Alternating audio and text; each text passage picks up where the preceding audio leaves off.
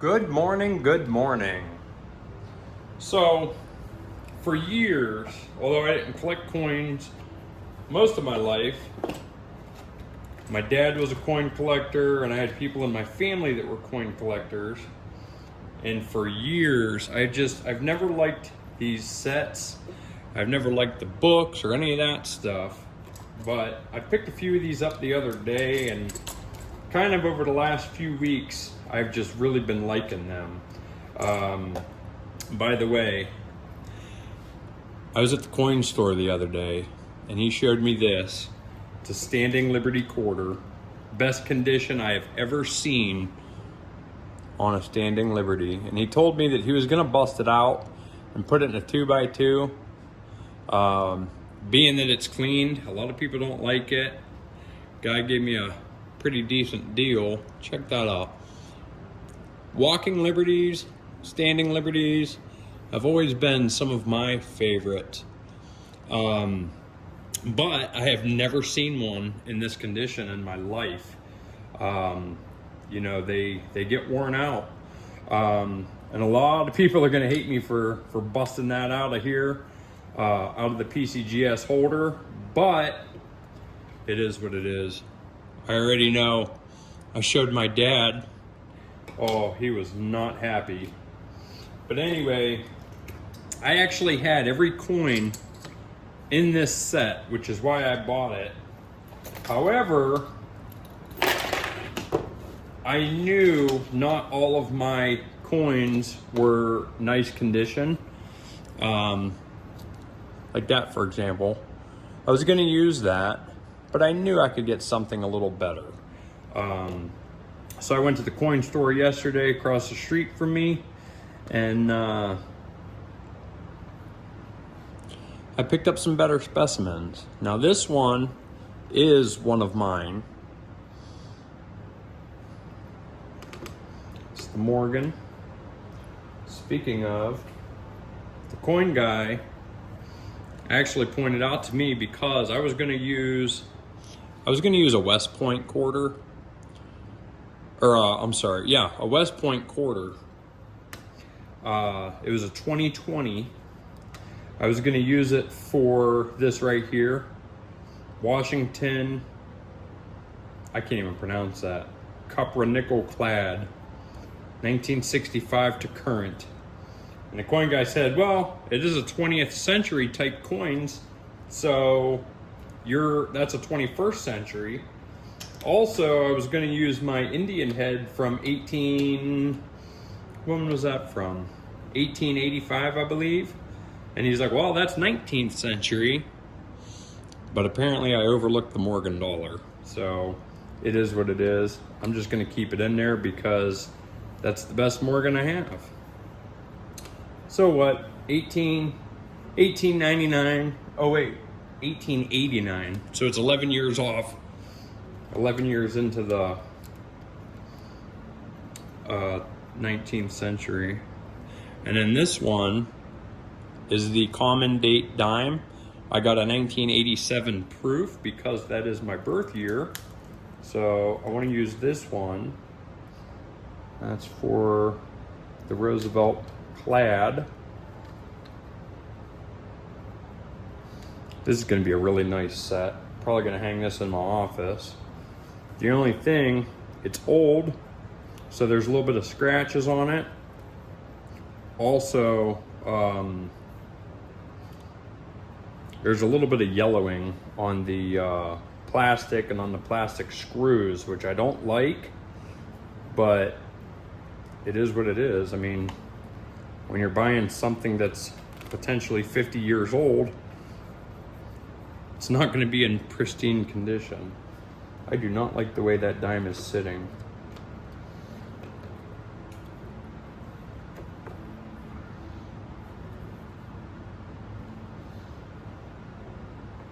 There we go. And here's a very nice Mercury. Very pretty.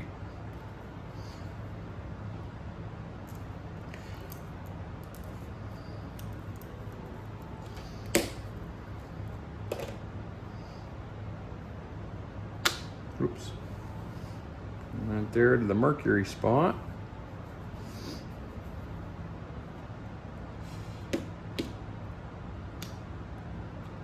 Do I have a barber dime? Pretty sure. Oh yeah, here we go. This one is one of mine that I did buy at the coin shop in his treasure chest. Probably bought this one a few months ago. It's hard to see, but it's a 1900 Barber. Whoever wrote that must not have known the difference between Barber and Mercury's. That can go there. But in addition to this set, I actually did buy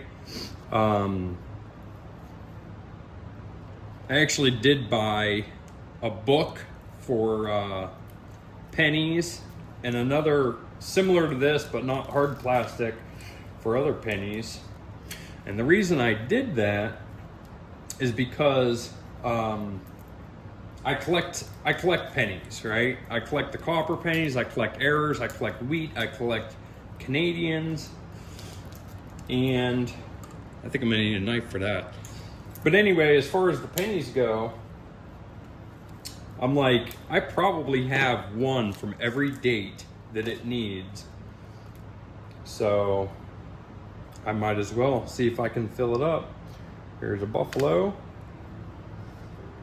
That can go into there. By the way, here's my West Point, found in the wild. Can you see that W?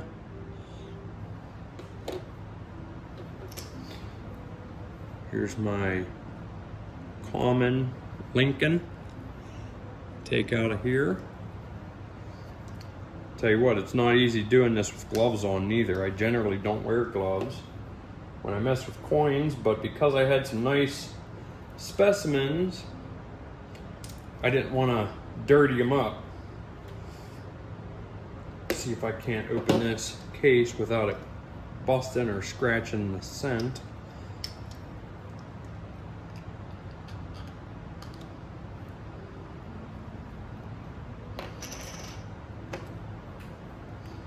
Yeah, man.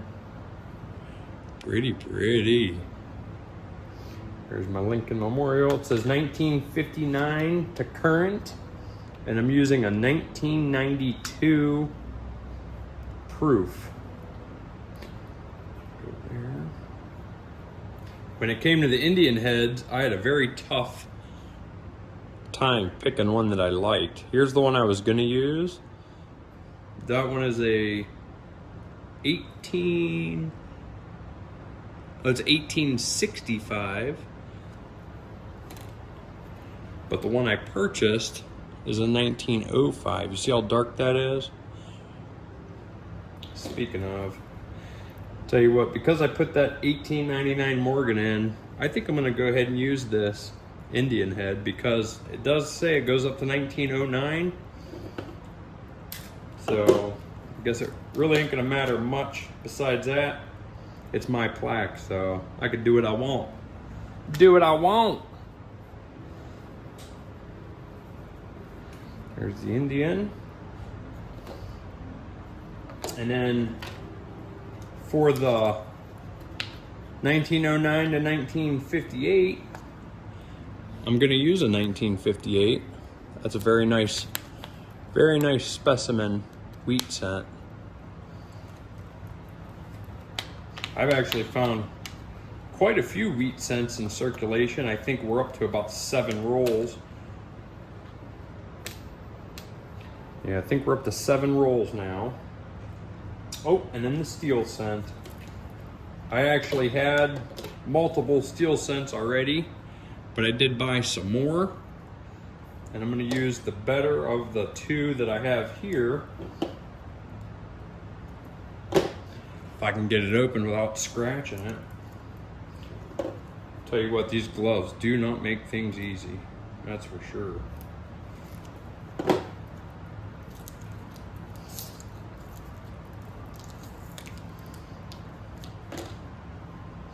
And of course, my goal is to never sell, but you know, things change in life. So I might have to sell it at some point.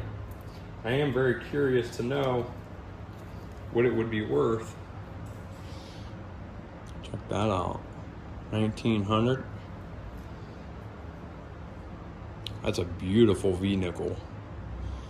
Beautiful. And there's two prices, $9 and $25. I don't know what I paid for it. I had this one for a few months as well. When it comes to the coin collecting, I used to collect as a kid when my dad did. But most of my life I did not. I only kept a select few. None of them had any value, just stuff I thought were cool. Up until about a year ago, what started it was actually the silver. I got into collecting silver last year, I think towards the end of November. And I've been collecting all year long. I actually bought way more than I should have, and I ended up offloading quite a bit over the last few weeks, but I do still have a nice stack. There's my Proof Jefferson nickel. And I do have a wartime nickel. Unfortunately, it's not the greatest specimen, but it's something. I'm going to use that for my Roosevelt dime. This one is a 1961. You know what?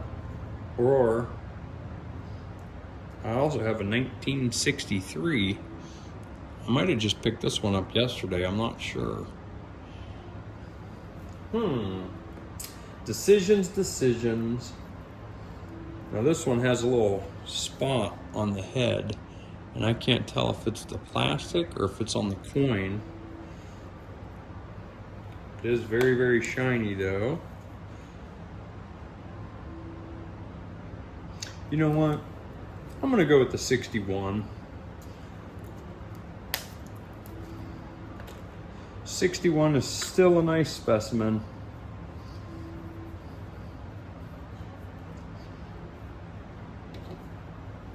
Now, what do I have for the wartime? I have a 1943. Oh, that's your common. I'm not gonna need that anymore. So, yeah, I have a 1943. Not a great specimen, but it's something. And in all honesty, I can always open this up down the road and swap them out, you know what I mean?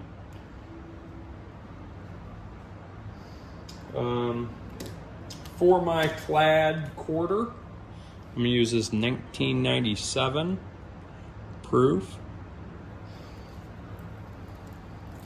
By the way, the prices you see on these 2x2s isn't necessarily what I paid for them.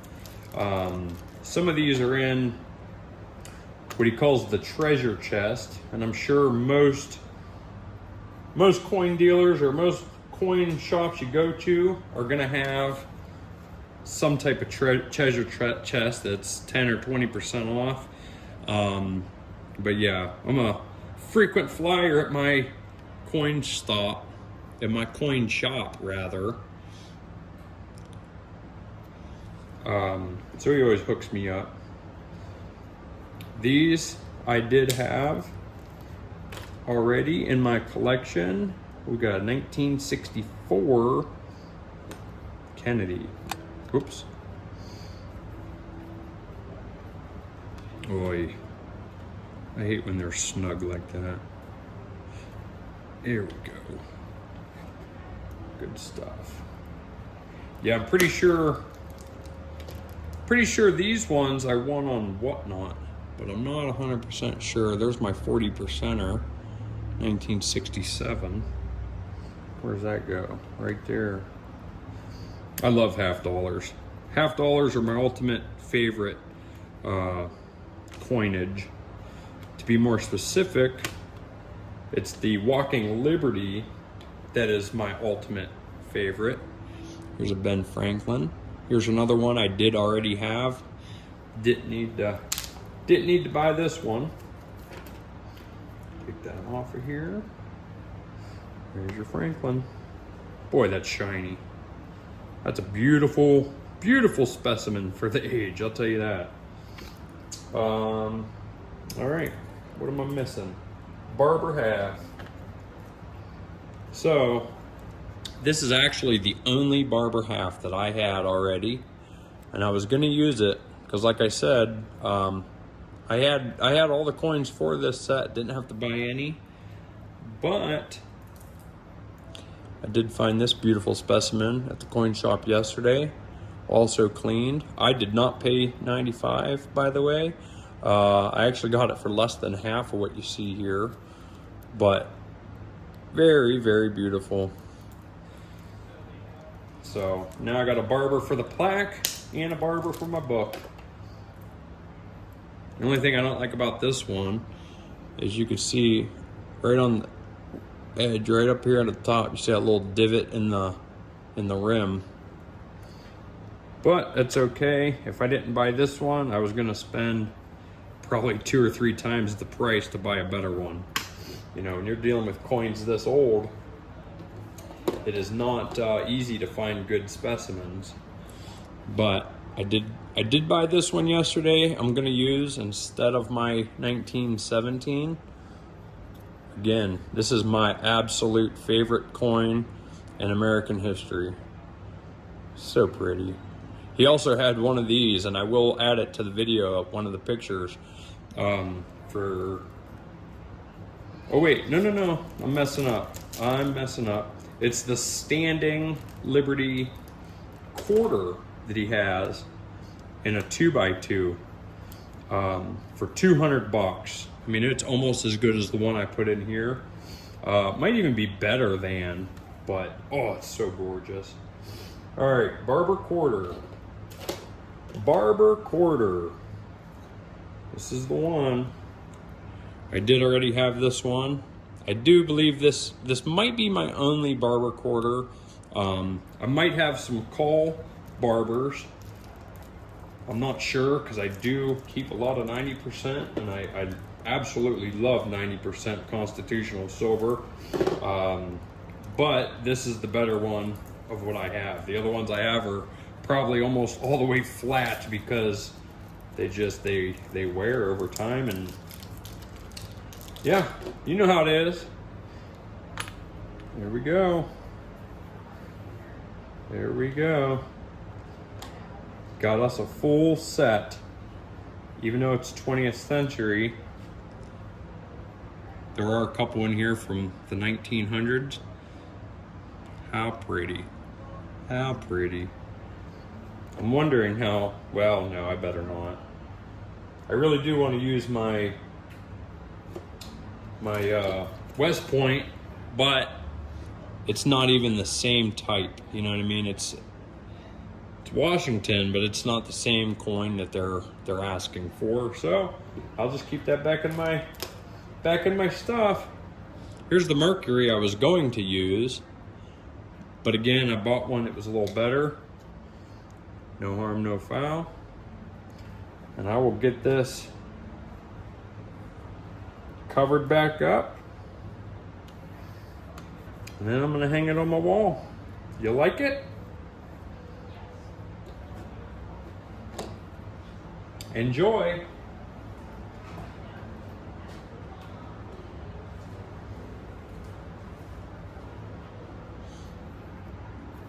Look at that scratch. I do not like that. But it is what it is.